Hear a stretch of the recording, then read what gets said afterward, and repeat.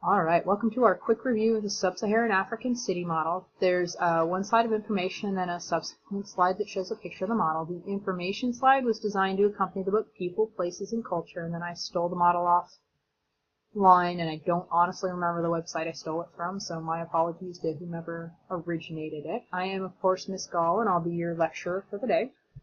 So, some things to remember when we talk about African cities, and a few key things, and this isn't actually on the slide. One is that Sub-Saharan Africa has a different history in a lot of ways than Northern Africa. Okay, so Northern Africa, we're talking about Egypt, we're talking about Libya, Tunisia, Morocco, that area along the north coast that is on the Mediterranean. That's got a slightly different history when we talk about colonialism than really Africa at or below the Sahara. So just some things to remember as we're talking about it. When we talk about African cities in general, you can still see the imprint of European colonialism. In other words, in the style of buildings, in the languages. Really, it's a cultural landscape kind of thing. Okay, so you can see that imprint, you can see that feel, that influence.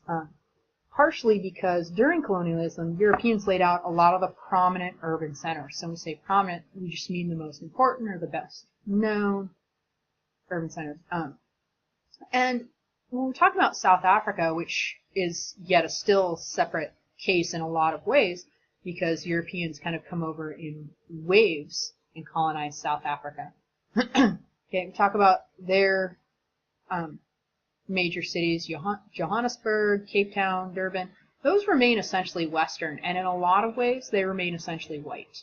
Okay, and this becomes important. We talk about, if you want to look at the history of European colonialism in South Africa, because you've got the Dutch who come over in, I'm pretty sure it's like the 1700s, 1600s, thereabouts, and kind of create settlement at Cape Town and start to expand inward, and then ultimately the English take it over. Okay, so we've got kind of some waves, and that plays into some of the history we're going to talk about a little bit later when we get to the political geography unit in terms of what that's meant for the way South Africa has developed and why it's developed in some ways differentially from the rest of Sub-Saharan Africa.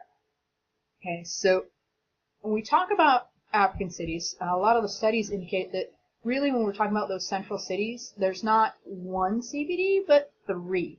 Okay, you've got the remnant of the colonial CBD, so in other words, where European power was kind of housed. And then you've got an informal and sometimes periodic market zone. Informal in this case meaning not regulated. Okay, and then you've also got a transitional business center where commerce is conducted. And commerce in this case, we're talking about banking, we're talking about money, and things of that nature. Okay, so if I was going to look to find, say, a transnational corporation, the headquarters for a transnational corporation in an African city, I'd look either in the colonial CBD or that transitional business center. One of those two places is where I'm most likely to find it. If I'm talking about that informal and sometimes periodic market zone, really that's a lot of times kind of the local setting up a stall, maybe on a corner or on a lot, maybe in between a couple of houses, and just selling things informally for cash. So it's a little bit different than what we've looked at in some of the other countries. So when we talk about African cities, okay, really what we've got, and remember I said there were kind of three basic CBDs. You can see those clustered together in the center of the model, right? The purple one is that colonial CBD, and then you've got that kind of traditional CBD, which is dominated more by locals, and that's the darker yellow piece. And then the brown piece, what you've got, is that market zone. And that's, again, sometimes informal, not always there, but you can kind of see what I'm saying. The big, thick stripes across the model, by the way, that's kind of splitting it into thirds, those are major roads. And then the smaller stripes that are splitting it more into like sixths, maybe fifths, those are kind of the local streets. So once we get outside that CBD, we get into ethnic neighborhoods. And this is important because when we say ethnic neighborhoods, they really are split out by ethnicity. and they expand or contract as people move into the city or move up. So, for instance, if a person from a given tribe moves into the city, they're not going to move into just anywhere in the city. They're going to seek out people that they know, people who are local, and if they can't find somebody that they knew from back home, or somebody who knows somebody from back home, they're going to look for people of their tribe. And so that's how in African cities, how they kind of house people and protect people, for lack of a better term.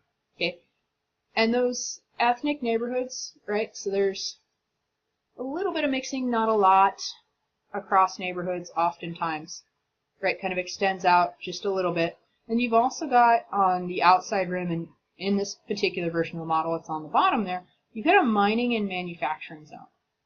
Okay, so that's where our factories are. A lot of sub-Saharan African countries base most of their GDP, their gross domestic product, on resource extraction. So that's why you see the mining there. And then around the edges of the model, you've got those informal satellite townships. Okay, these are those, for lack of a better term, the slums that grow up around the cities. Okay, so as more and more people move into the cities, the infrastructure isn't designed to handle it. There's not enough buildings. There's not enough roads. There's not enough apartments and the like. Literally, the cities still continue to get bigger, but these are those areas where people are building out of whatever materials that they can find, and then hoping to be able to move into more permanent structures, either that they build or move in more towards the middle of the model. So this has been our discussion of the Sub-Saharan city model. If you have any questions, I'd be delighted to answer them. Please just come see me during class. And I guess I will see you next time we meet.